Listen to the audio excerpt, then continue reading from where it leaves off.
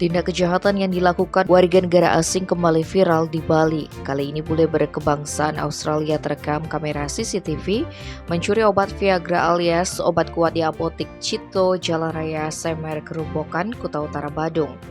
Peristiwa itu terjadi pada Sabtu 16 September sekitar pukul 18.25 WITA. Bahkan tak butuh waktu lama, polisi berhasil mengamankan bule nakal itu bernama Ken John Bailey, 19 tahun.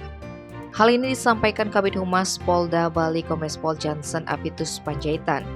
Beredar keterangan dari korban, Evriana Debbie Yulianti, 31 tahun. Peristiwa itu bermula ketika Ken datang ke TKP dan menanyakan obat Viagra, sehingga penjaga apotek langsung mengambilkan obat kuat tersebut dan diberikan kepada pelaku.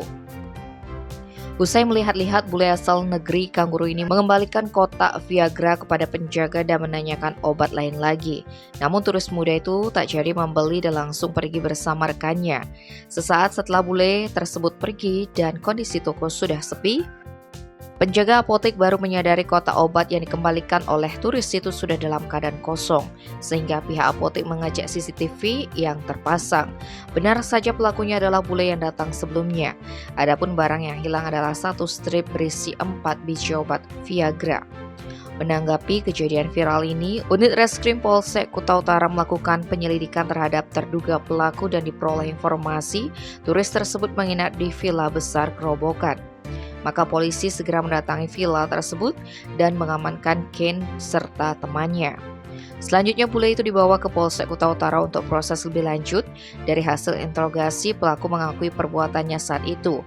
Ken yang datang ke apotek bersama temannya, Tony Lee dan Mason, berencana membeli obat kuat. Tapi tanpa sepengetahuan staf apotek, pelaku menyembunyikan satu strip obat Viagra lalu kabur. Atas tindakan kejahatan yang dilakukannya, Ken meminta maaf kepada pihak korban. Setelah dipertemukan, korban memutuskan untuk tidak melaporkan peristiwa ini.